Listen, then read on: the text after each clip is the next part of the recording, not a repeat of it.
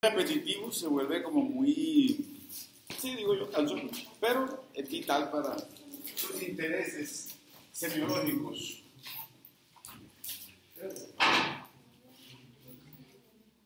Me devuelvo acá.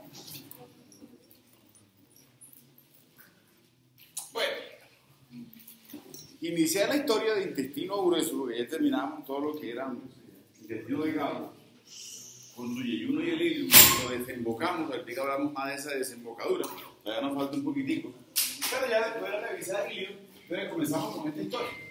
Esta historia ya es el inicio del intestino grueso. Y en el inicio del intestino grueso empiezo a hablar de la primera porción del intestino grueso, ya lo habíamos dicho también, como esa porción dilatada que era el ciego. Pero hoy nos da tema para hablar de una serie de características que tiene el intestino grueso que nos van a acompañar en todo el recorrido que iniciamos hoy. El recorrido, pues obviamente hago referencia a esto, ¿no? Todo esto que va aquí, a todo esto que viene. Ese recorrido va a ir acompañado de unas características que siempre van a estar presentes. ¿Cuáles voy a encontrar? Bueno, de pronto en esto ya vieron eso. Algo cierto y por eso dejé eso. Porque es que lo que veo externamente se reproduce en la cara interna. Entonces, en la cara externa voy a revisar estas jovencitas que vienen por aquí. Me dice que son unas proyecciones musculares que acompañan el intestino grueso, que son 3, y voy a hablar de las tenias cólicas. Por favor, tenias cólicas, pues si me colocan tenias, yo coloco un interrogante y digo, ¿es un parásito o qué es lo que está ahí en el intestino? Entonces, tenias cólicas, tenias cólicas. Y de las tenias cólicas me dice que tengo 3, una que es anterior, una que es postero externa y una que es postero interna. Los libros también, entonces hablan que la postero externa también se llama omental. Entonces está que, bueno, ahí no se alcanza a ver porque está en esta cara lateral externa. Tengo esta que va a ser postero interna, que también le llaman mesocólica. Y la anterior que también le llaman límbrica. Entonces puedo llamarla de las 3 maneras. Hay 2 maneras diferentes de llamarlas a cada una de las 3. Listo. Segunda característica que tengo ahí en la cara externa del colon, me dice que voy a tener unas abollonaduras o unas saculaciones. Esas abollonaduras o esas saculaciones me dicen que tendrán que ser de relieve característico al intestino grueso. Incluso en fisiología van a ver cómo el movimiento peristáltico va avanzando austra por austra. Un movimiento que va a ser lento. Entonces decíamos que era como procesión de Semana Santa. Avanza 3 y retrocede 2. Hay movimientos peristálticos, antiperistálticos, hay movimientos pendulares. El alimento va avanzando de manera lenta. Por eso a veces digo que comer cada 8 horas es como mucho. Pero bueno, hay unos que comen hasta 6 veces. Y me dicen que esas austras están separadas entre sí. Estoy una separación entre ellas. Esas austras o cavidades ampulares, si la miro por fuera, le digo astra. Si la miro por dentro, aquí va a ser convexo, acá va a ser cóncavo. Por fuera es austra, por dentro va a ser cavidades ampulares. Cavidades ampulares. ¿Cierto? Una vez matamos los 2 pájaros de un tiro. De una vez, antes que se me olvide, si es lo que aquí por fuera van a ser las tenias cólicas, por dentro voy a hablar de las eminencias asintadas. Y estoy viendo que entre austra y austra hay como algo que las divide. Esa estructura van a ser los pliegues semilulares. Pero por dentro los pliegues semilulares van a ser los repliegues falciformes. De una vez reviso su morfología externa y una vez la morfología interna. Y algo característico que tiene el intestino grueso, por pared muscular, se asemeja a lo mismo que nos pasó en el yeyuno y pasó en el ilio. Y es que la pared muscular está sometida a contractilidad y esa pared muscular puede en algún momento sufrir una herniación. Y las herniaciones, como esa proyección, como esa invaginación que hace la pared, de la pared en este caso del intestino grueso, va a formar algo que también formó en el intestino delgado, o sea, los divertículos. Puedo tener divertículos, puedo tener diverticulosis, muchos divertículos, o se me inflama una diverticulitis. Listo. No problema, esa es la morfología que nos va a acompañar, excepto cuando lleguemos aquí. ¿Qué pasa a nivel del sigmoide? ¿Qué me muestra la figura? A nivel del sigmoide se van desapareciendo algunas características. Por lo menos ya voy a ver pocas austras, por no decir que casi ya no se notan las austras. Y lo otro, las tenias, se desaparecen, solamente nos quedan 2 tenias. Eso lo vamos revisando a la medida que vayamos llegando hasta allá. Listo, no problema. Estos 5 comentarios, dijimos que la El mismo que traíamos del exófago se va a reproducir aquí, sin comentarios, ya eso lo sabemos. Voy a mantener mis mismas capas de lo más externo, que es peritoneo, después que va a ser la muscular con longitudinal externa, circular interna, submucosa, mucosa. Con los plejos, Auerbach, Meissner, vasos sanguíneos, todos linfáticos. Entonces, hablemos. ¿Dónde iniciamos el camino? Aquí. Ese es el camino que vamos a hacer de nuestra porción derecha. Lo mismo, ¿qué es lo cansón? Tenemos que buscarle medios de fijación, tenemos que buscarle características anatómicas para entender después la fisiología, y vamos a buscarle también su inervación, su irrigación, y para los casos patológicos tenemos que buscar a ver con quién se relaciona él. Eso es lo cansón. Hagamos el ejercicio. ¿Con quién empezamos? Con ciego. Entonces, si quiero ubicar ciego, el ciego me dice que va a ser una estructura que la voy a encontrar en esto, en la región ilíaca o inguinal derecha. Sin embargo, los problemas que puedo encontrar con ciego, como demuestra aquí la imagen de Netter, es que el ciego puede tener diferentes posiciones. Puede encontrar posiciones del ciego que sean inferiores. Si son posiciones inferiores, va a estar relacionado en cavidad pélvica. Masculino no hay problema. Femenino, vamos a ver despuesito, no se les olvide, dentro de lo que es la dinámica de los dolores abdominales y pélvicos, podemos encontrar que esta cosita, este divertículo que le sale aquí al ciego, que ya sabemos que se llama el apéndice, si el ciego está abajo, en región pélvica, puede tener comunicación con ovarios. Entonces resulta que cuando llegue la ovulación y cuando se dé todo el proceso de cambio en ese útero, pueden haber dolores que se presenta el paciente como un dolor casi tan o igual parecido a una apendicitis y no es apendicitis. Entonces seguramente ustedes le van a enseñar que dentro de esos diagnósticos preguntarle si ya llegó la menstruación, si está en periodo, y hay que descartar. ¿Por qué? Porque tengo un ligamento que une al apéndice con el ovario, se llama el ligamento apendículo ovárico de Clado. Entonces puede haber esa relación, hay que descartarlo, pero eso se los van a enseñar despuesito. Pero acuérdense que ya tienen la parte anatómica para cuando vean eso. Hay conexiones entre el apéndice y el ovario que puede llegar a mimificar en esos periodos menstruales dolores abdominales tan casi parecidos a una apendicitis. No se les olvide esa conexión. Primero. Segundo, puedo encontrar posiciones más superiores. Entonces, si está más superior, ya esa posición no va a ser en fosa ilíaca derecha, sino que estoy pensando entonces que puede estar también en flanco derecho. Puedo encontrar posiciones tan extrañas como que sean infrahepáticos. Puedo encontrar incluso posiciones del ciego a nivel del ombligo, entonces ya estará a nivel de mensogatrio. Aquí cuando hablo de toda esta región, estoy hablando en el flanco derecho, desde todos los recorridos, de los 12, 15 centímetros, que significa para mí un flanco derecho. Entonces, desde los inicios del flanco derecho hasta la terminación del flanco derecho. 12, 15 centímetros. Para ubicarse en una posición subhepática. Puedo encontrarlo aquí. Entonces voy a estar en región umbilical o en mesogastrio. O incluso lo puedo encontrar en fosa ilíaca izquierda o en región lumbar izquierda. O sea, ya son posiciones ectópicas. Bueno, todo lo que esté fuera de posición es ectópico. Lo ectópico abarca toda esta disposición fuera de lo normal. Lo que esté fuera de lo normal digo que es ectópico. Pero me referencia dentro de lo ectópico todas esas posibles probabilidades. Eso sí ya es un problema.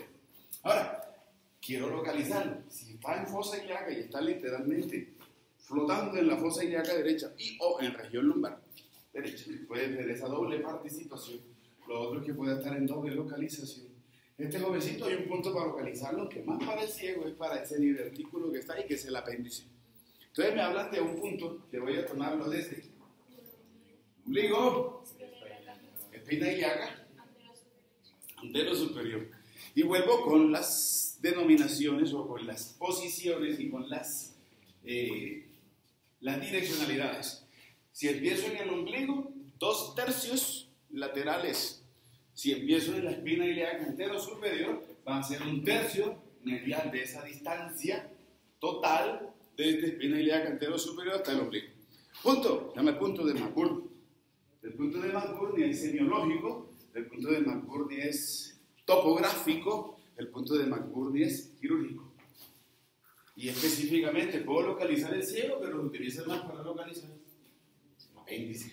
¿Por qué es semiológico? Porque si está ahí no sospecho que hay apendicitis y y tengo punto de McBurney positivo, pues me va llevando posiblemente a ese diagnóstico de apendicitis. ¿Por qué topográfico? Porque acabamos de decir que puedo ubicar ciego, pero más específicamente apéndice. Y quirúrgico porque por ahí puedo también hacer la incisión. Hay también incisión de Hallager, hay punto de Hallager, pero eso lo van a ver después en parte quirúrgica. Pero no vamos a hablar de todas. Puedo llenar una hoja de signos y síntomas que me pueden determinar que es una apendicitis. Yo sé que tomarán de pronto 2 o 3, pero en eso puedo encontrar literatura, todas las que quieran, de sintomatología que puedo asociar con apendicitis. No es el tema en cuestión. Vamos a hablar de localización y anatomía. Sin embargo, como me pierdo y se me olvidan cosas, quisiera buscar otras maneras para localizarlo. Entonces digo, tengo esto que está aquí. Ligamento inguinal, 2.5, 3 centímetros por encima del ligamento inguinal. Las medidas, creo, si me plantean todo esto que estoy planteando como tics, pueden variar. Yo no me puedo enfrascar en esto, porque es que yo no sé qué de esta historia trae a mi paciente. Sé que normalmente debe estar ahí, pero entonces, si hay signos o síntomas que van a ser inequívocos, que me plantean un reto, que me pueden estar guiando hacia una apendicitis, pero no son claros los signos y síntomas, o son un poquito como no tan fehacientes, bueno, ustedes tienen la opción de llamar cirujano, lo repito, listo, pero pongo a prueba de pronto que puede haber cualquiera de estas eventualidades. Entonces, no se les olvide, por favor. ¿Vamos? Hola. Lo mismo, desde aquí casi siempre lo toma desde punto medio, casi siempre lo que es la línea medio clavicular, que se proyecta hacia mamilar y que corta el rellón ilíaco en dos, son puntos anatómicos. Ahí recuerden que tengo un acceso directo a lo que es vena femoral. Si pienso en hacer un catéter central, que lo vamos a mirar ahí en el miembro inferior, o en su defecto, partiendo desde la mitad del ligamento inguinal, 2.5 centímetros por encima, puedo localizar ciego y o apéndice. Ahora, se me olvidó, bueno, última opción, y ahí sí ya no tengo más cómo referenciarlo. Busco este plano que hemos hablado, plano supracrestal. Inmediatamente por debajo del plano supracrestal localizo ciego. Es imposible que no lo ubiquemos. ¿Quedó claro? Bueno, listo. Dentro de las características, las generalidades, el ciego se considera una dilatación, se considera una bolsa. Bueno, todo lo que sea bolsa va a tener un fondo y tiene un cuerpo. Y de ese fondo o cuerpo, que en promedio, también voy a hablar de promedio, pero ya sabemos que es inequívoco, es equívoco, perdón, porque no es lo mismo mirar el ciego que tengo allá de don Ángel María al ciego que tengo de don Gerardo. Don Gerardo tiene un megacolon, mega ciego, pero en promedio 8 a 10 centímetros de altura. En promedio 6 a 7 de ancho. Y en la circunferencia, acuérdense que puedo encontrar desde 14 hasta 28 centímetros de circunferencia que tiene este jovencito. Sin embargo, le pongo en promedio algunas, lo estándar, eso es estándar, pero pueden haber más o de menos. ¿Qué encuentro en esto? La disposición y la terminación hacia el ciego y hacia el apéndice confluyen las tenias. Entonces, todas mis tenias que están a nivel de intestino grueso, las tenias cólicas, van a tener una confluencia hacia la cara inferior del ciego y hacia el apéndice. Ya vamos a ver eso. Lo otro, las austras también confluyen hacia el ciego. Y voy a encontrar un austra que se encuentra en la cara inferior, se conoce como el austra infrailiar. Que esto llegue el ciego, pero se llama infrailiar. No porque esté debajo del ciego, sino porque está debajo del ilio. Generalidades. Empecemos a hablar de ciego. ¿Qué significa para mí ciego? Si rompo o miro su cara interna, y lo van a hacer, ahí está abierta donde don Ángel María, para que miren todas esas características, voy a revisar los huequitos. Lo mismo que hicimos en el duodeno, lo que me interesa anatómicamente, que después tendrá un significado fisiológico, va a ser dos huequitos que voy a encontrar a nivel del ciego. Y creo que me está representando en esa figura de quién se trata. Voy a tener un orificio que será ileal y un orificio que será apendicular. ¡Tips! El orificio apendicular se encuentra en promedio 3 centímetros por debajo del orificio ileal. Entonces tengo ilio y tengo el orificio, ya vamos a hablar de eso, y por debajo 3 centímetros el orificio apendicular. Listo. Posiciones. El resto con mi apéndice, ustedes y lo más quirúrgico, son las diferentes posiciones que va a tener. Puchet me plantea 7 posiciones que tiene este jovencito. Y sobre todo no va a representar nada en salud, pero en patología sí van a representar de pronto diferencias en la irradiación del dolor.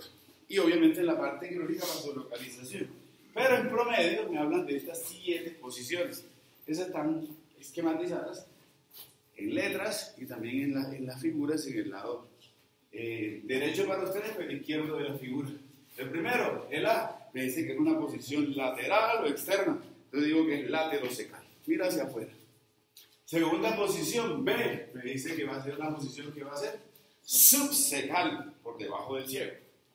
Tercera posición, dice que mira hacia abajo, entonces va a ser una posición pelviana o pélvica.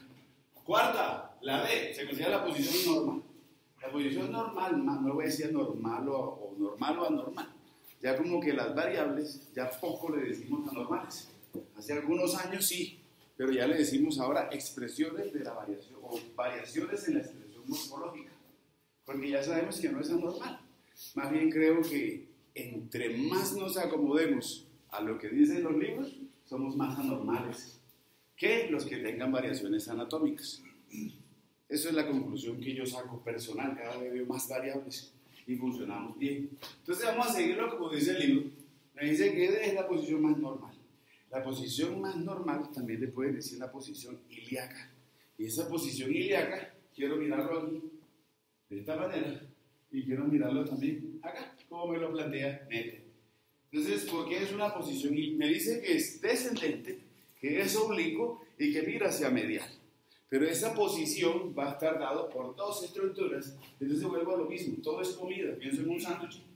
Entonces mi apéndice, como ese jamoncito que está ahí interpuesto, va a tener a alguien por delante y a alguien por detrás en esa posición normal, ideal o ilíaca.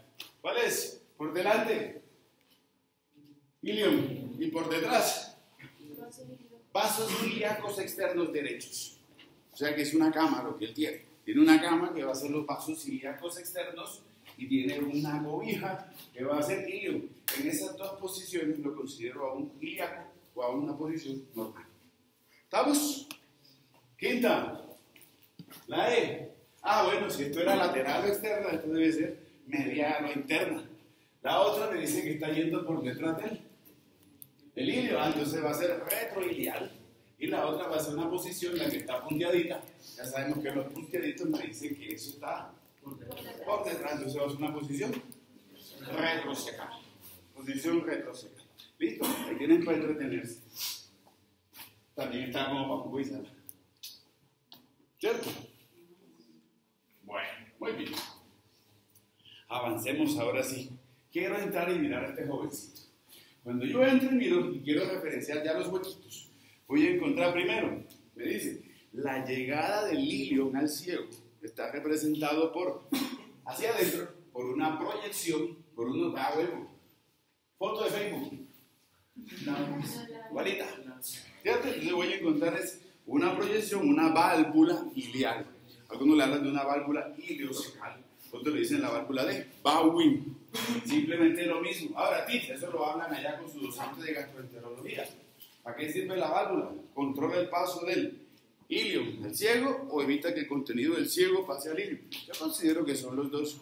La literatura dice que evita el paso del contenido del ciego al ilium. Creo que es doble función. Pero bueno. Entonces, de esa válvula iliocecal, la válvula de Bowing, estoy viendo que está referenciada por 2 repliegues. Un repliegue que va a ser superior y un repliegue que va a ser inferior. Y lo plantean como verdaderamente lo que es eso. Como 2 labios. Un labio superior que va a ser iliocecal, iliocólico. Y un labio que va a ser inferior, que va a ser el labio iliocecal. Y los dos, entonces hacia un lado van a tener unas comisuras. Y esas comisuras están conectadas por unos repliegues. Que no sé apenas cómo se llaman. Repliegues de Morgagni. Los repliegues de Morgagni. ¿Implica qué? Que esos repliegues, que esos frenillos de Morgagni, cuando hay contractilidad, el frenillo tirará de las comisuras y hace que esas válvulas se abran o se cierren. Estímulos químicos que generan contractilidad motora. Haga fisiología gástrica. Y si me voy hacia abajo, 3 centímetros por debajo, estoy buscando el orificio de lo que está representando la entrada a ese divertículo que se llama el apéndice.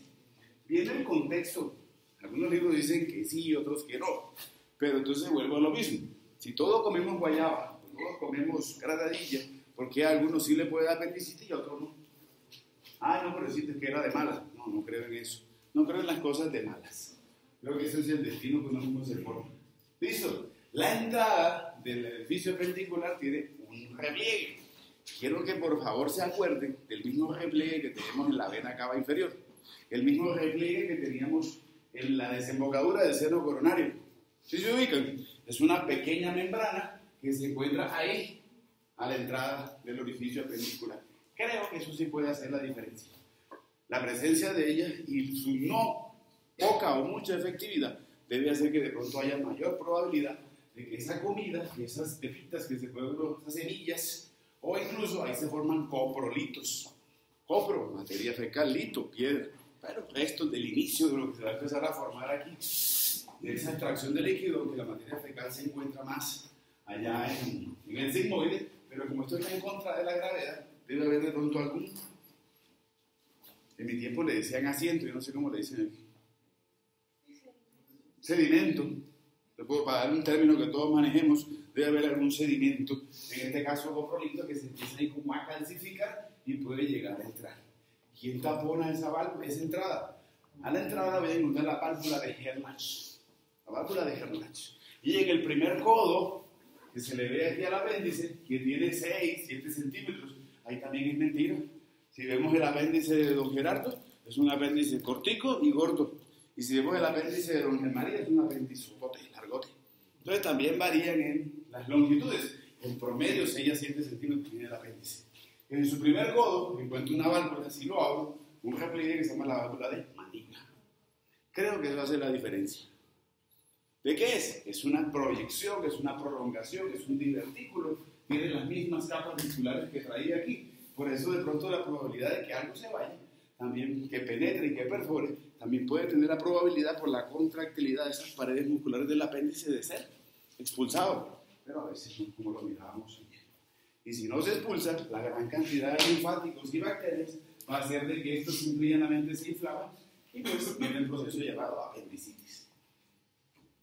Y como tiene tanto linfático y tantas bacterias, es muy rápido que se dé el proceso infeccioso. Y eso básicamente, con el transcurso de las horas, empieza a elevarse la cantidad de glóbulos blancos y empieza este jovencito a inflamarse y puede, literalmente, romperse la pared y todo ese contenido bacteriano pasa hacia adentro de la cavidad abdominal, lo que uno comúnmente dice que sufrió una peritonitis.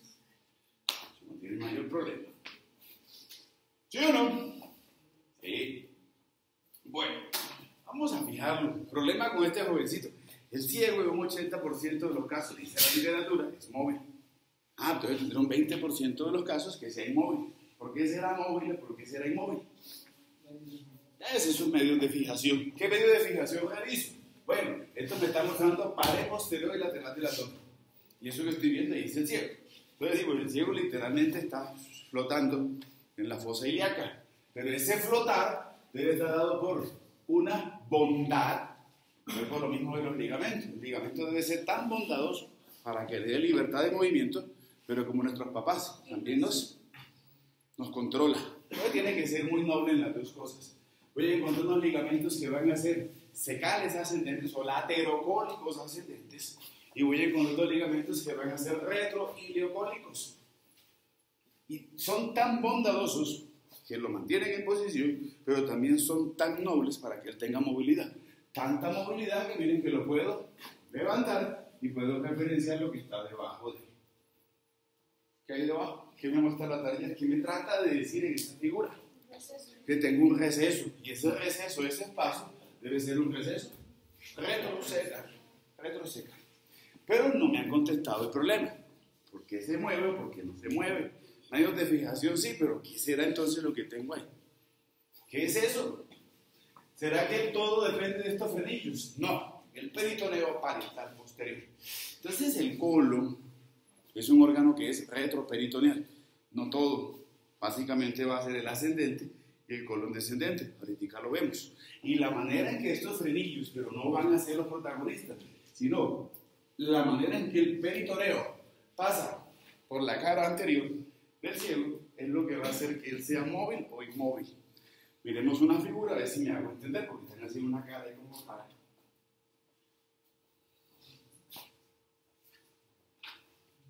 Peritoneo parietal posterior, peritoneo parietal posterior, peritoneo parietal posterior, peritoneo parietal posterior. Netter me plantea 4 diferentes formas en que el ciego puede ser abrazado, o todo este inicio del colon puede ser abrazado por el peritoneo. Y creo que si miro esa figura y esa sombra más oscurita es peritoneo, puedo entender que de la diferente manera en que él abrace al ciego, voy a encontrarlo más o menos móvil. ¿Sí o no? Sí, no problema.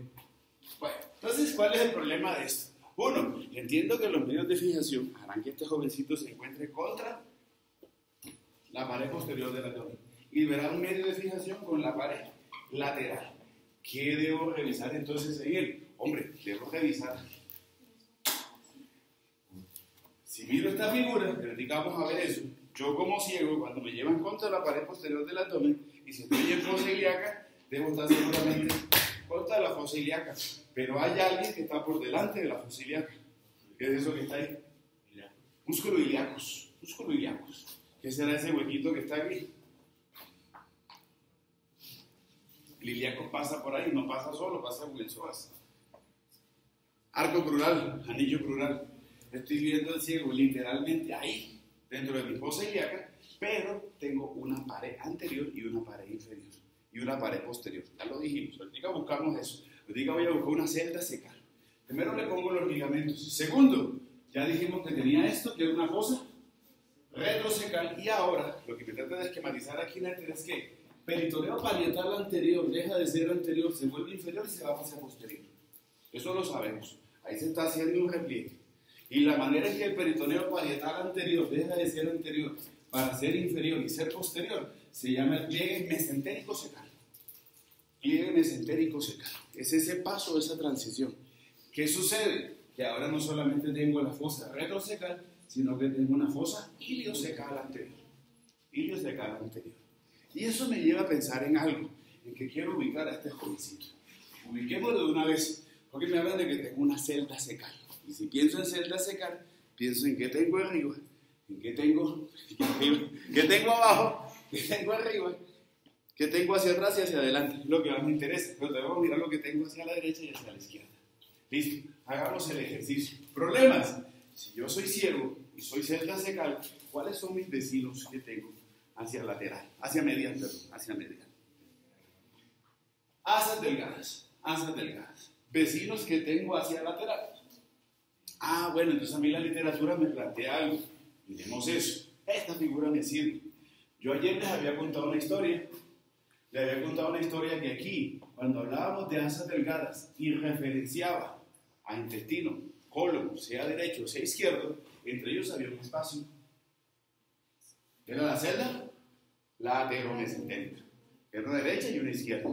Y ahora que estoy en ciego, o en colon ascendente o en colon descendente, voy a encontrar un espacio que está entre la pared posterior y lateral del abdomen y el intestino grueso. Y eso le voy a decir un espacio parietocólico o una celda parietocólica. Entonces, si miro los vecinos hacia el lateral del ciego, va a ser espacio parietocólico. Pero sé que solamente no es espacio parietocólico, porque si subsano el espacio, voy a estrellarme contra la musculatura de la pared posterolateral y anterolateral del abdomen, o sea, la musculatura abdominal. La que viene de atrás, que se vuelve lateral y que no se vuelve hacia el interior. ¿Me van siguiendo la idea, cierto? ¿Sí o no? Sí. Vecinos anteriores. Peritoneo debe ser epiplón mayor y subsecuentemente la musculatura de la pared anterior del abdomen. Quiero buscarle vecinos superiores. El vecino superior, y estoy formando esto que es celda secal, el vecino superior que tiene el ciego va a ser la llegada del ilio. Y lo más grave, su vecino inferior. ¿Quién es el vecino inferior?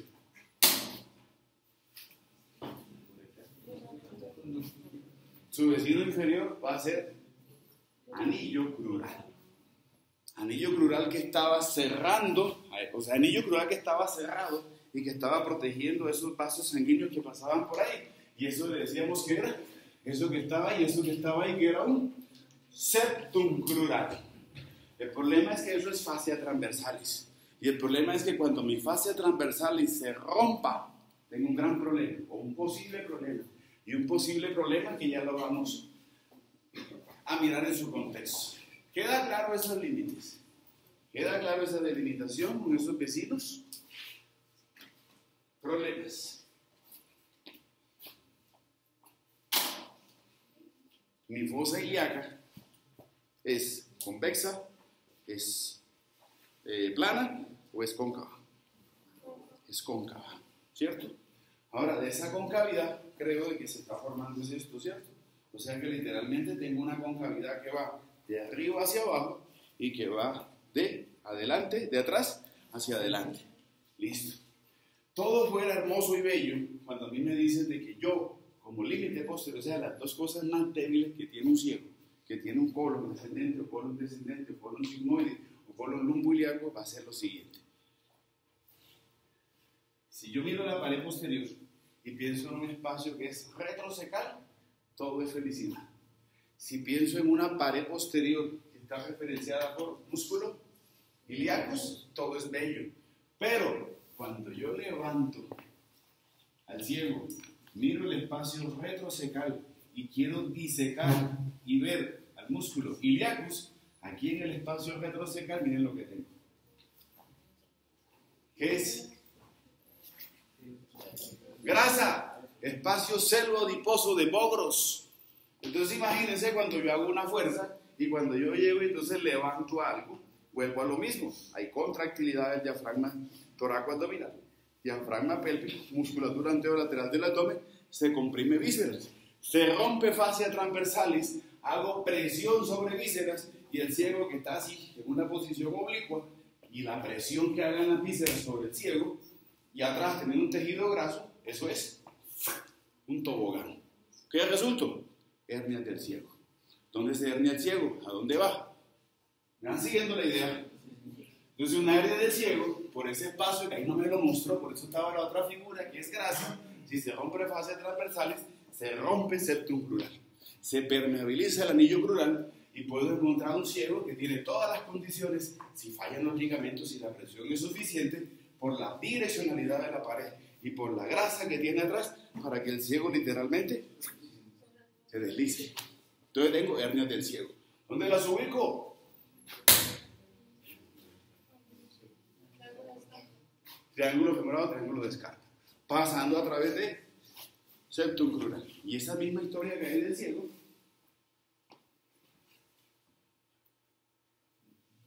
eso que está ahí que no lo hemos visto. Esto que está aquí es colon descendente y esto que está aquí es colon ilíaco. Entonces, del lado izquierdo, mi colon ilíaco, porque tengo el espacio selvo-adiposo de Bogros, derecho y el izquierdo. En el izquierdo tengo el mismo problema y voy a tener la probabilidad de que también se pueda herniar a través del anillo crural izquierdo el colon ilíaco. ¿Queda claro ese concepto?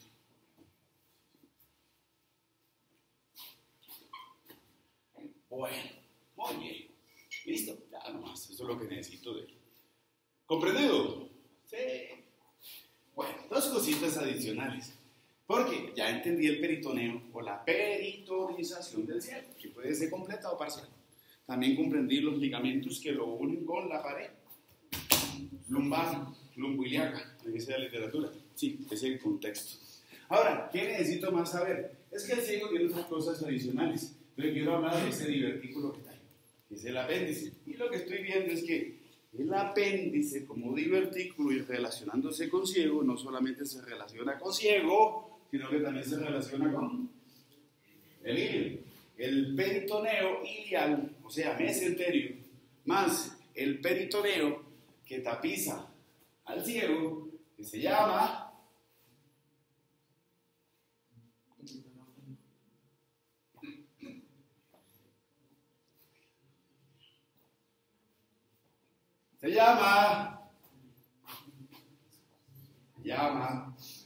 mesocolon derecho. que se llama fascia de Toll derecha. Entre los dos contribuyen a formar eso que está ahí, esa porción de peritoneo que tengo ahora, aferrando, sosteniendo, ayudando con medio de fijación al apéndice. Le voy a decir mesoapéndice. Características del mesoapéndice, eso que tiene tanto de mesenterio como de mesocolon derecho y de esa fascia de Toll derecha.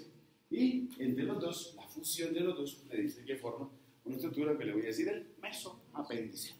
En el mesoapéndice no solamente es medio de fijación, yo ya sé que por todos esos mesos, por todos esos peritoneos, deberá ir cabalgando algo que va conteniendo el órgano, pero que también le da nutrición. Los paquetes básicos nerviosos, apendícula.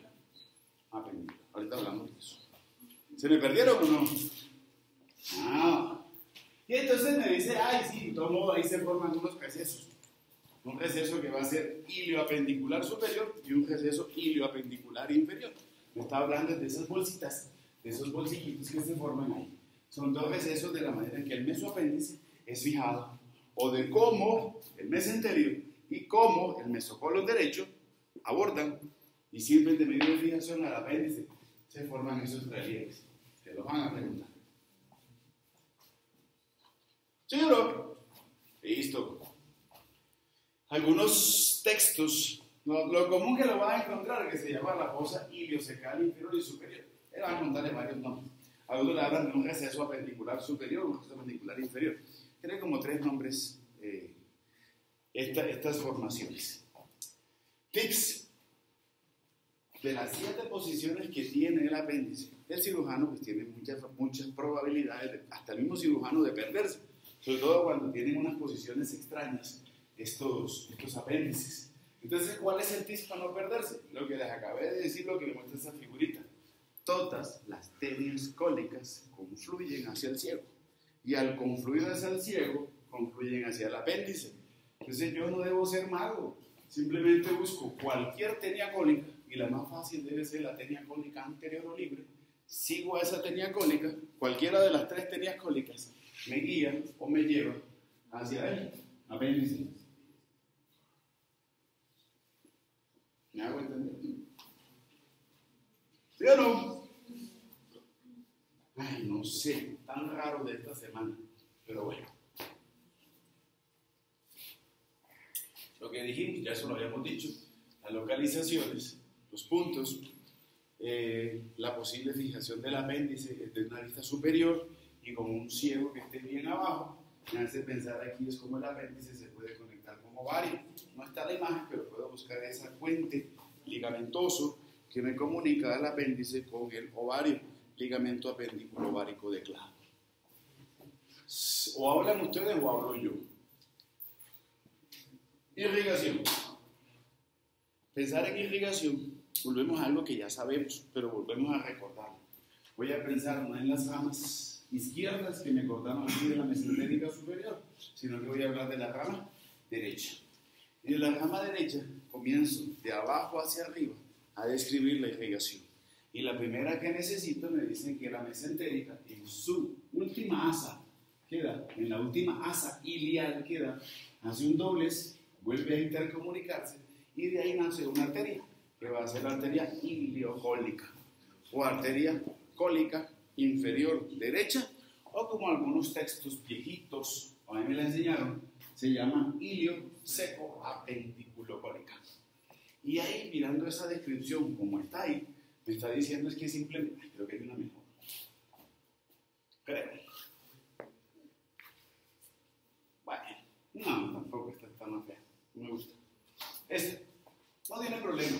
Me dices que la iliocólica, como arteria, me dice que va a dar unos ramos que van a ser, si tomo todos esos nombres, va a dar unos ramos que van a ser iliares, unos ramos que van a ser secales, unos ramos apendiculares, arteria apendicular, y unos ramos que van para colon ascendente. Por eso se llama iliocecoapendiculocólica. Y listo, ella tiene sus territorios. No se les olvide algo, el abordaje de las vísceras lo va a hacer llegando y abrazando. Ahora, se me ocurre algo. Bueno, miremos lo venoso y ahora me sacan ustedes esa conclusión. Dejémosla para ascendente mejor, a ver si me logro entender mucho mejor. ¿Qué pasa con lo venoso? No, pues, ahí sí, qué pena. Lo venoso es homónimo, satélite y en reversa. Entonces también voy a tener unos ramos venosos que van a ser ilianes, ramos venosos apendiculares, ramos venosos secales, anteriores y posteriores, todo en vísceras anterior y posterior. Voy a tener unos ramos también que van a ser cólicos. Y todo eso va hacia un confluente que será confluente venoso ileocólico o iliocecoapendiculocólico. ¿Qué hago yo como vena ileocólica? Mesentérica superior, porta. Tiene problemas. Linfáticos. Voy a encontrar estos jovencitos que están aquí, que van a ser unos ganglios linfáticos apendiculares. Tengo ganglios linfáticos que van a ser cefales. Tengo linfáticos que van a ser epicólicos. Y todos ellos van a confluir hacia unos linfáticos que van acompañando a ese paquete vascular, arterial y venoso que va a ser ganglios linfáticos ileocólicos. Y si yo soy linfático ileocólico, busco una terminación, busco una confluencia. ¿Hacia dónde confluye esa corriente linfática? Sin comentarios. Hacia unos mesentéricos superiores, celíacos, cisterna de conducto torácico. Todo lo que sucede en ciego en apéndice deberá infartarse, lado izquierdo. Todos, pero lo que más puedo palpar los supraclaviculares, pero se infarta todo eso parte izquierda. Bueno, y nervios, ahí sí que se me facilita mejor. Plejo mesentérico superior. Específicamente un plejo que va, parte del plejo mesentérico superior que va cabalgando por la arteria ileocólica.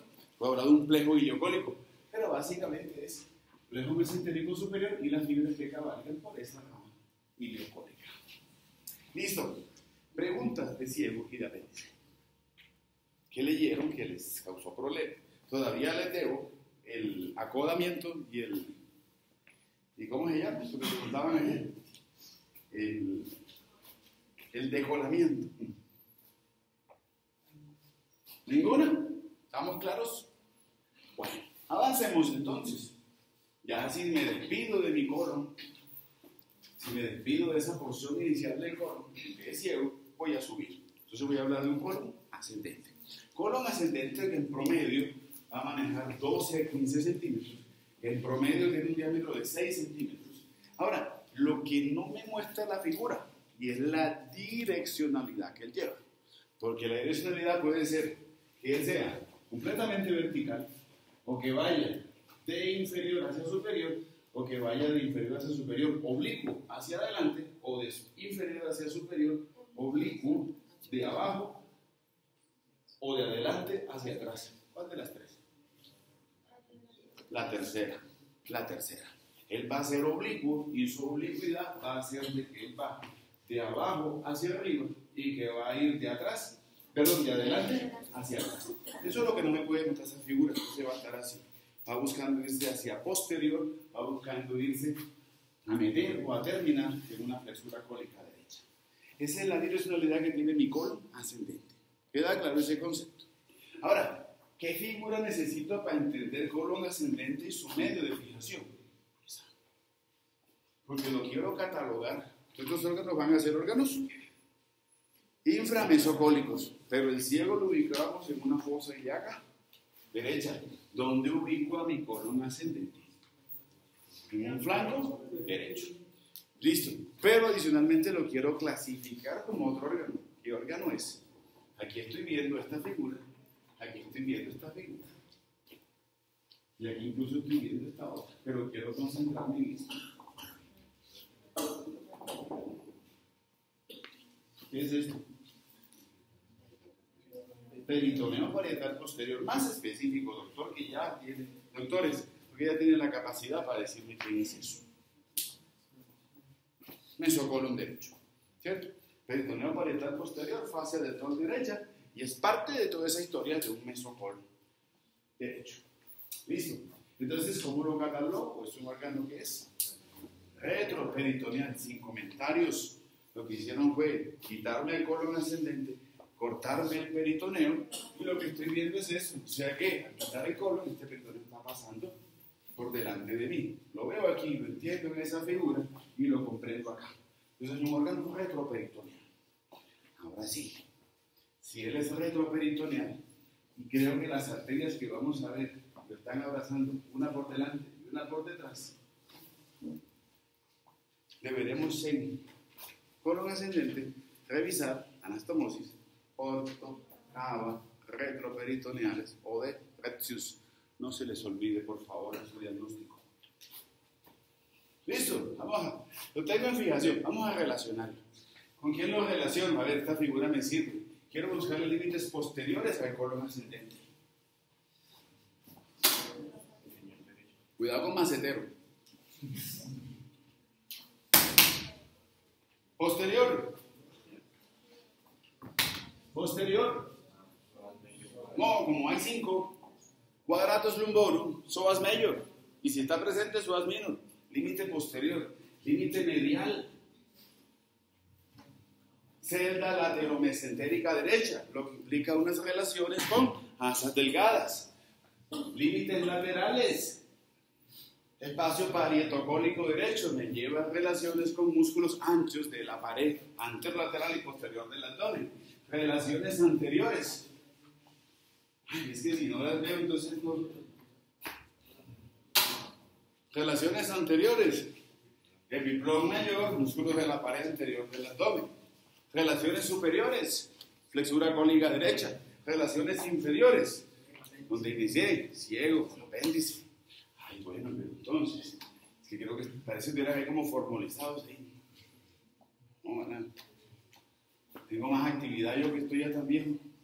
Pero en las relaciones superiores es más que flexura, porque la imagen que me está mostrando aquí es como la transición entre colon ascendente y flexura cólica derecha lo lleva a tener dobles relaciones. Y la relación superior no es solamente su terminación en flexura, sino que también le puede buscar relaciones con riñón derecho, borde o polo inferior del riñón derecho. No, todavía no, estamos temprano. ¿Sí o no? Alguien que me ilumine. Ilumíneme. ¿Qué faltó?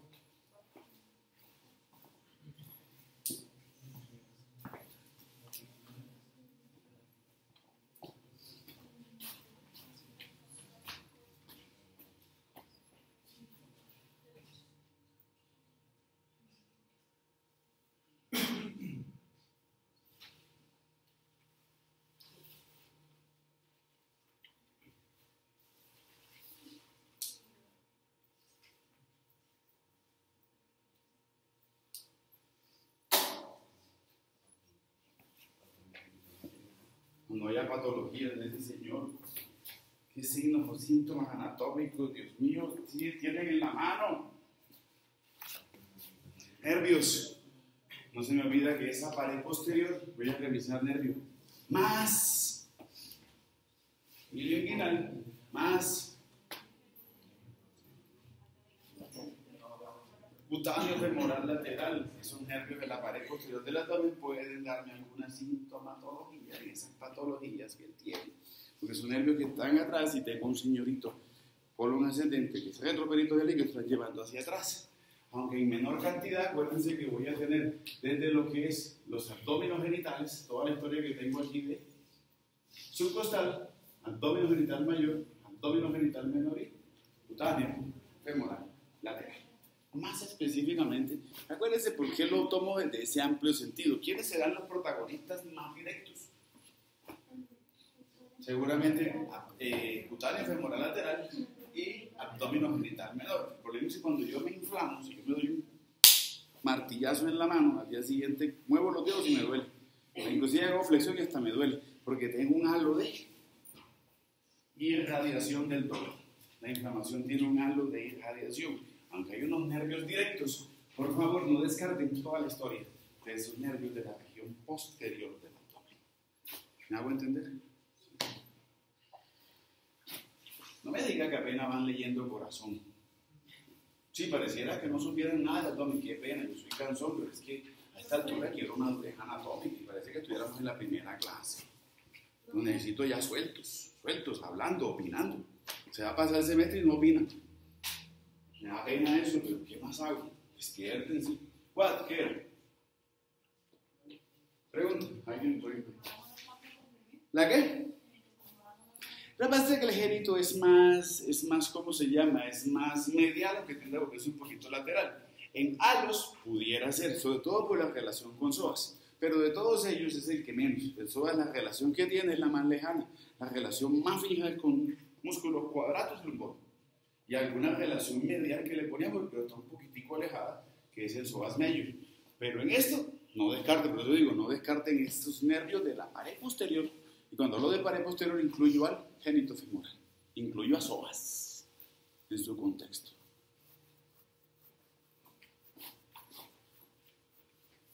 Bueno.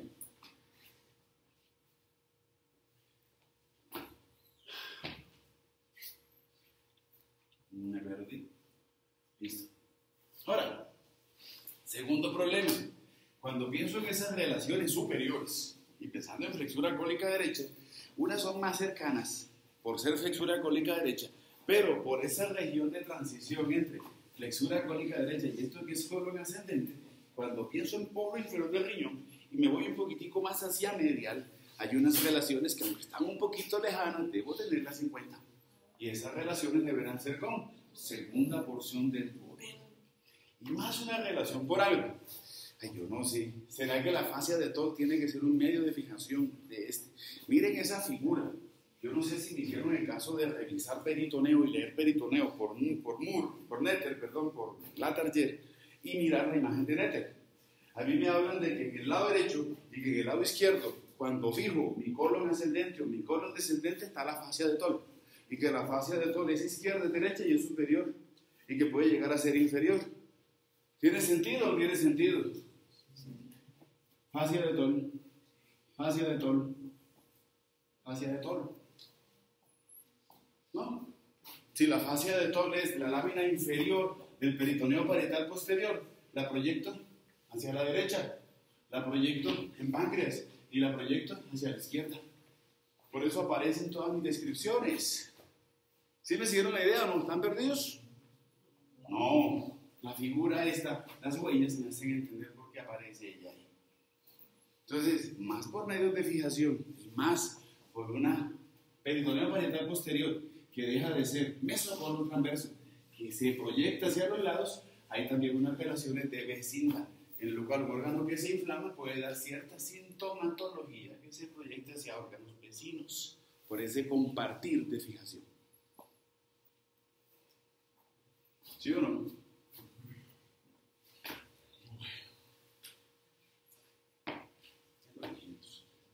Bueno, al revés. Uy, aquí se pone, miren lo que dice la figura, está tomado textualmente del libro. Yo leo eso domingo en la mañana y veo la imagen de Netter. Uy, madre, no lo entiendo. Ahora, ¿cómo sí lo voy a entender? Vale, cuidado a esto. Yo, en lo personal, cuando quiero realizar irrigación de colon ascendente, no tomo todo, voy a tomar todas las arterias. El problema es que la literatura me dice que tengo que tomar la cólica media derecha. Pero si la cólica media derecha va para todos lados, menos para lo que es el colon ascendente. O peor, me dicen que tome la iliocólica. Pero eso está muy abajo. Pensé que me iban a hablar de la cólica superior derecha, que es la que tiene como más participación. No, todas participan. ¿Por qué? Porque si yo soy arteria iliocólica, si soy cólica superior derecha o soy cólica media derecha, ellas al final lo que van a hacer es esto. Se van a unir. Por eso me dicen que cuando estoy en flexura cólica derecha, me dice que la irrigación del ciego contribuye en el colon ascendente y que la irrigación del ciego se relaciona con la irrigación de la flexura cólica derecha. A pesar de longitudes de 12 a 15 centímetros de toda esta distancia, se entiende es por eso. Figura, no me miren a mí. Lo que estoy viendo es que mis arterias, llámese iliocólica, llámese cólica superior derecha, o llámese cólica media derecha, ellas buscan dirigirse hacia la región lateral. En esa direccionalidad hacia lateral y llegando al borde medial del intestino grueso, las arterias forman anastomosis. Las arterias anastomosis. Y eso está formando un arco que le voy a decir arco paracólico derecho. Y del arco paracólico derecho van a nacer vasos que ya los conocí porque los conocí desde el duodeno, los conocí desde el ilio, los conocí en el yeyuno. Y van a ser vasos marginales o vasos rectos, que cuando aborden a esa víscera deben ser anteriores y posteriores. ¿Se entiende la irrigación? Drenaje venoso, homónimo y satélite en reversa. Ay, no está la figura. Bueno, no está la figurita, pero neta ahí se le fueron las luces, hubiera sido tan bonito como en el otro. Entonces tengo vasos marginales o rectos venosos. Pero primero comienzo con vasos anteriores y posteriores. Terminará en un vaso recto. Ese vaso venoso recto se irá hacia uno, arco paracólico venoso derecho. Y ese arco paracólico venoso terminará en cada uno de esos confluentes de nación. Esa sangre irá hacia ileocólica, hacia cólica superior derecha y hacia anacólica media derecha. Y eso debe terminar en vena mesentérica superior.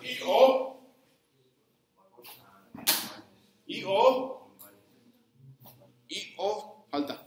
Lumbares, sí, aquí vemos eso, falta. Tronco gastrocólico de Henle. Para terminar en porta. Ahora, ¿cuál es el problema de esta historia? El problema de esta historia es esto. Cuando quiero revisar esto, cuando me explicaron esto y cuando miro esto. Porque si tengo un vaso arterial que es anterior y uno posterior, le estoy dando irrigación a todo ese colon ascendente. Cuando pienso en lo venoso, creo que una parte de la historia venosa, si soy vaso anterior o soy una rama anterior venosa, esa rama se irá hacia adelante y terminará en la vía de la mesentérica superior y termina en porta. Si soy rama posterior, como estoy abrazando, también me voy a ir hacia atrás, porque esto está haciendo este abrazamiento, me voy a ir hacia atrás y también voy a terminar aquí, en los vasos o en el sistema paracólico y también termino en mesentérica superior. Eso va para porta. Pero mi problema es que yo soy retroperitoneal y por detrás de mí van venas mías como colon y por detrás de mí van venas de la región posterior de la tópica. Lo que hace que mi drenaje venoso posterior no solamente se combine de atrás hacia adelante y vayan hacia el sistema venoso paracólico, sino que también se va para el sistema de las venas lumbares. Entonces hago anastomosis por capa retroperitoneales. Cuidado se come algún compañero. ¿Alguien sintió que lo estaban jalando? ¿Sí o no? ¿Estamos? Yo no sé. A mí la morfología no me da hambre, no me da bostezo, no me da pereza, no me da sueño, no me da ganas de hablar. Me fascina. No sé si ustedes también lo fascina. Sobre todo porque eso es para diagnóstico, ¿no? Y eso se hace sin tomografías visuales computarizadas. Solamente hay una base morfológica sólida. Diagnósticos. ¿Me hago entender?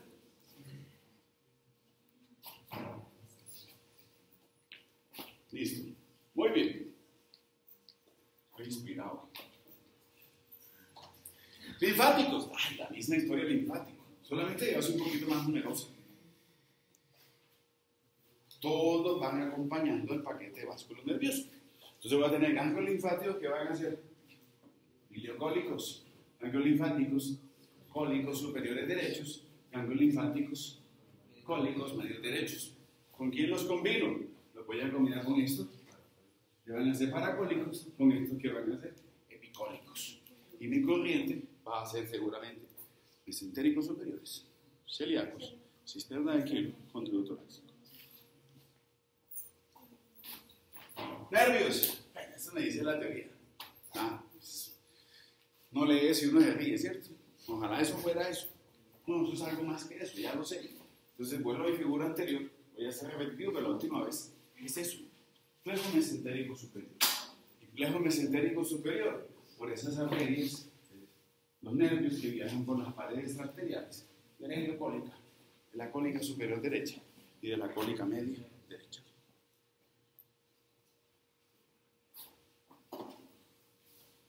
¿Sí o no? Sí. Chévere, chévere. Cuando hay unanimidad, sí es chévere. Listo. Bueno, se acabó la flexura, se acabó el colon ascendente. Entonces, ¿qué sigo? Bueno, me dice, debo conectar colon ascendente con colon derecho. En este caso, colon derecho va a ser toda una historia de 45 centímetros que va a ser colon transverso. Entonces, ¿cómo comunico la porción o la parte derecha del colon transverso con el colon ascendente? Bueno, lo va a comunicar con esto, con una flexura cólica derecha. La definición de flexura cólica derecha es una comunicación o una transición entre colon ascendente y la porción derecha del transverso. Pero cuando hablo de la porción derecha del transverso, acuérdense que voy a hablar de 15 centímetros del transverso, dado por una línea S teórica de separación que es vasos mesentéricos superiores. Y si miro para arriba, debe ser porción pilórica. Y hay una tercera, si se me olvida. Hacia abajo la cólica. No. Diga 3 maneras de localizar su línea teórica de separación del colon transverso derecho con el izquierdo. División anatómico-quirúrgica. El quiz. La tercera vale más.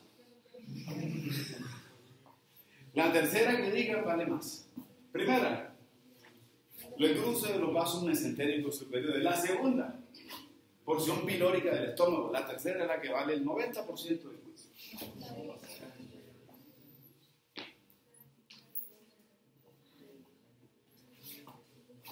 Hacia la derecha, con respecto a la flexura, duodeno yeyunal. Sí, algunos textos me lo dicen así. Algunos textos hablan de que tomo la flexura duodeno yeyunal y que hacia la derecha de ella deberán ser colon derecho y de todo el transverso, la porción derecha del transverso, y que hacia la izquierda de ella será la porción izquierda. Ténganlo como herramienta. Esto le va a servir más adelante. ¿Listo? Bueno, hablemos de ángulo cólico o de flexura cólica derecha. Segundo, por esta imagen entiendo por qué me dicen, y cuando hablábamos de hígado, en el lóbulo derecho poníamos una impresión cólica. Entonces aquí voy a hacer lo mismo. Cuando hablo de flexura cólica derecha y veo esta imagen, sé por qué me dicen que es flexura cólica derecha. Hepática. Y por ser flexura, seguramente tengo un problema. Uno, que al hacer esto le da tener un ángulo. Entonces le pongo ángulo de 55 grados. Pero no solamente le voy a poner relaciones hepáticas, porque también va a tener unas relaciones que va a ser con pared posterior del abdomen y unas relaciones que quiera o no, aunque el hígado se encuentre ahí como interpuesto, tengo unas relaciones que van a ser costales. Y mis relaciones costales, así como lo veo aquí, va a estar entre octava y novena, pero que ahí siempre se relaciona entre novena y décima costilla. Esas van a ser mis relaciones. Ahora, al transitar hacia abajo, bueno, algunos ponen ahí el rodete intercondral como protagonista, pero bueno, costilla, todo el mundo lo toma. ¿Por qué? Porque ella no es tan anterior, acabamos de decir que ella es posterior, ella va buscando es meterse hacia la región posterior, esto viene así. Entonces, por eso esas relaciones condrales, intercondrales, cartílago intercondral de ese vilo, ese poco me atañe. Voy pensando más en relaciones que sean hacia el fondo. De una vez busquemos las relaciones. ¿Dónde la ubico? En mis 9 cuadrantes. La voy a buscar arriba, entonces la voy a poner en el hipocondrio derecho. 7 y 16, todavía tengo tiempo. En el hipocondrio derecho. Listo, la pongo arriba. Busco relaciones. Y ahí sí se me hace larga la lista. Bueno, busquémosla. La tengo. Ahí están las relaciones. 1, unas relaciones hepáticas. 2, unas relaciones que van a ser costales. 3, a pesar de que sobrepongo a esa proyección del hígado, si subsano el hígado, hay unas relaciones de fondo de saco pleurales, más lejanas, pero existen. Son más en el lado izquierdo, más fehacientes, más íntimas. Aquí las pongo como muy lejanas, pero puedo tomarlas. Pero si me voy hacia acá, ahí sí se me amplía mucho más.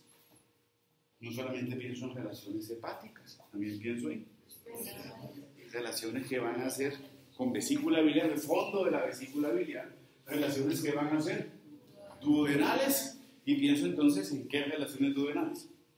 Segunda, incluso tercera porción del duodeno, segunda y tercera porción del duodeno. Si pienso en segunda y tercera porción del duodeno, también pienso sobre todo en ella, de alguien que está muy cercana a esa segunda, a esa tercera porción del duodeno. de una vez pongo unas relaciones de duodeno páncreas. Segunda, tercera porción del duodeno y cabeza del páncreas. ¿Sí o no? Es más, si esto lo proyecto, porque segunda porción del duodeno, y pensando en lo que está en la región posteromedial, esa segunda porción del duodeno, aparecerían otros protagonistas de relación.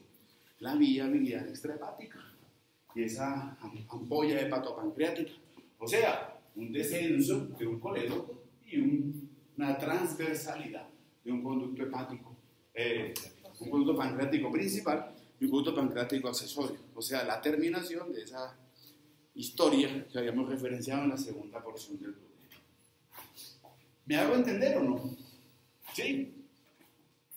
Sin embargo, uno de mis grandes retos y problemas, y ese es uno de los que yo le había dicho que teníamos, era cuando pienso en que esa flexura cólica derecha, por obvias razones, no puede estar ahí simplemente puesta. Dios hizo la plastalinita, la bolita de abajo, allá está la flexura cólica derecha. No. Necesito fijarla. Y yo les había dicho, el sistema de fijación de la flexura cólica derecha es el más complejo. No lo voy a tratar como está ahí. Eso fue alguna vez una charla que hice en el posgrado de gastroenterología. No, eso no lo voy a hacer desde este punto de vista. Lo que necesito para ustedes es más sencillo.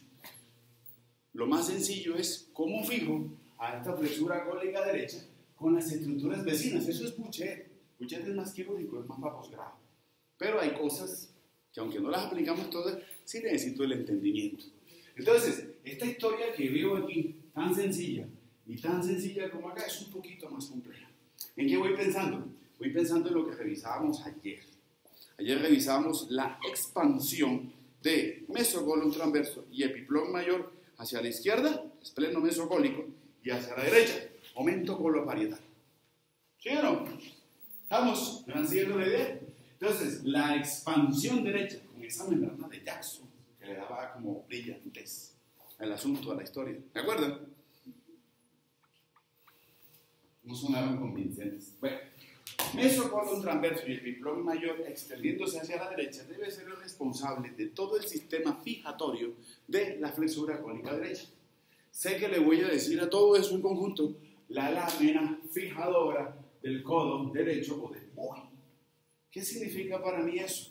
Es todo ese conjunto de estructuras que ayuda a fijar a la flexura cólica derecha. Yo creo que esa figura se entiende. Esto que debe estar aquí tiene que ser músculo diafragma. Y esto que está aquí es un ligamento que va del músculo diafragma hacia la flexura cólica derecha. Primer medio de fijación. Sin pensar en cuáles son profundos, retro, víscero o precólicos. No me interesa para ustedes. Quiero fijarla nomás. Primer medio de fijación. Ligamento freno cólico derecho. Desde el diafragma hasta la flexura cólica derecha.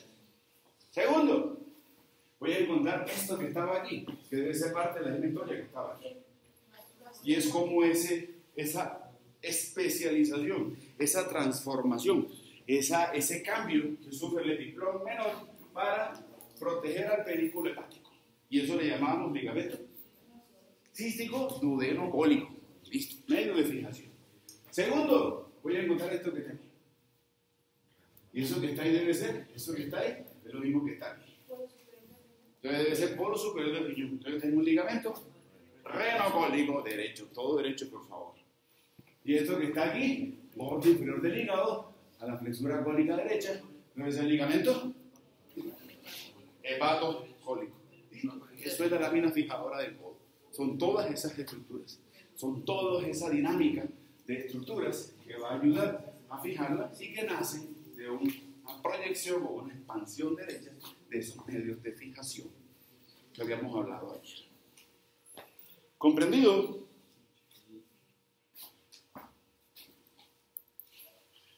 Bueno.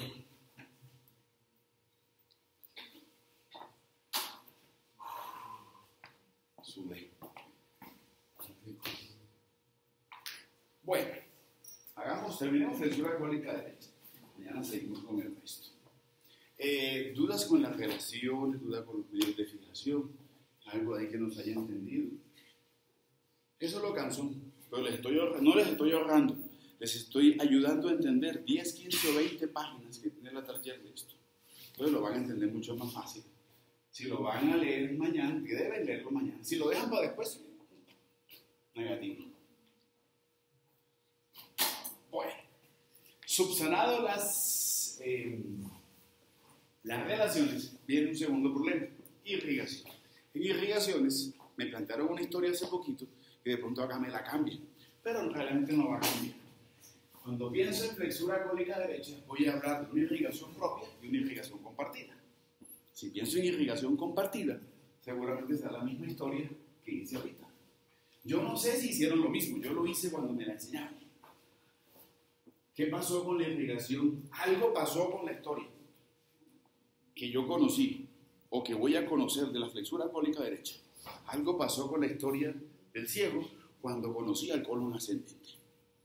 Lo mismo que sucede cuando llega Cristo a mi vida, ¿cierto? Me transforma. ¿Qué pasó con la historia? ¿Qué pasó con la historia del ciego? Ya, si el ciego y la irrigación del ciego se comparte para irrigar al colon ascendente, y entonces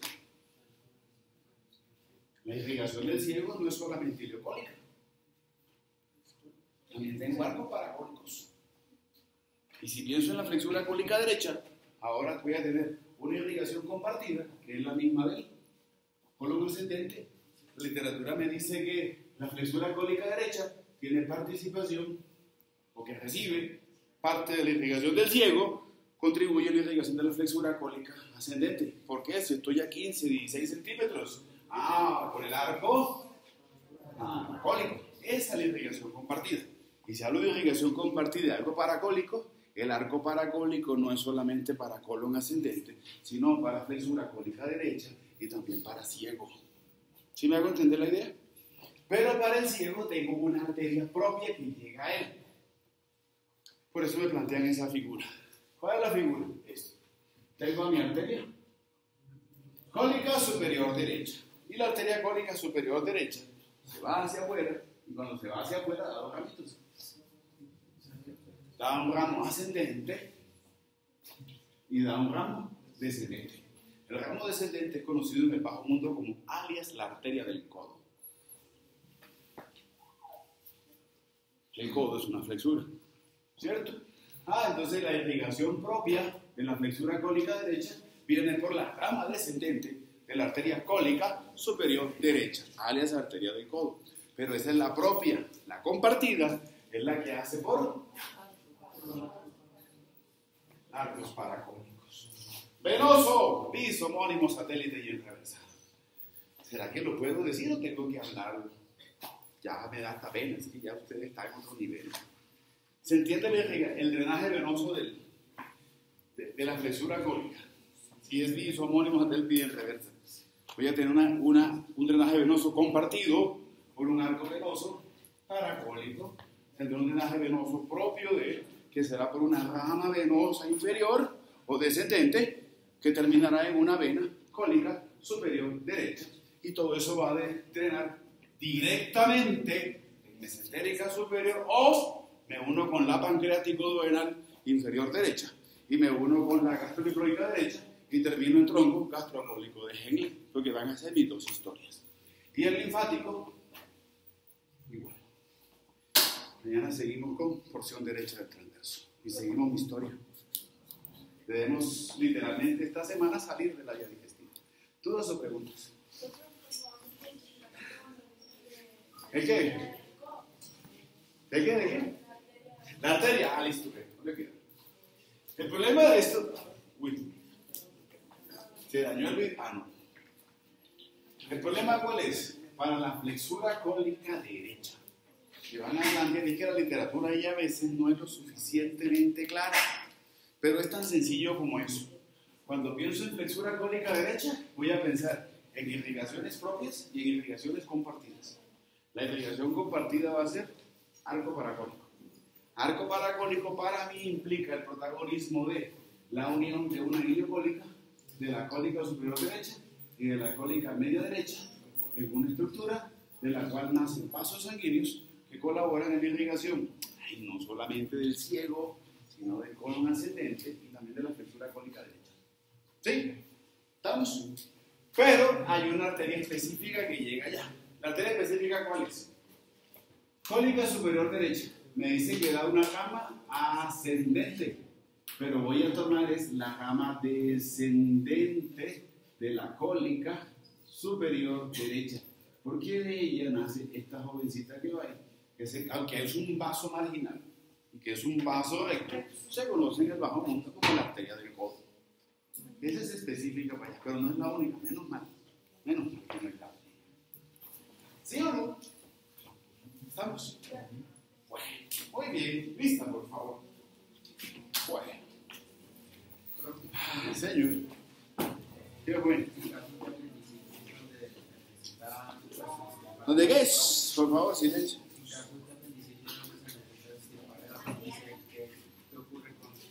¿Con el qué?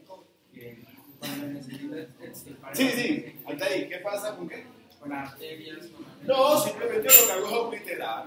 Yo simplemente llego, cierro y hago obliteración de la arteria y ya necesito que lleve irrigación y simplemente al cortar se debe dar un proceso cicatrizal o hago electrocauterio y simplemente al llegar queda esa ramita y ahí queda.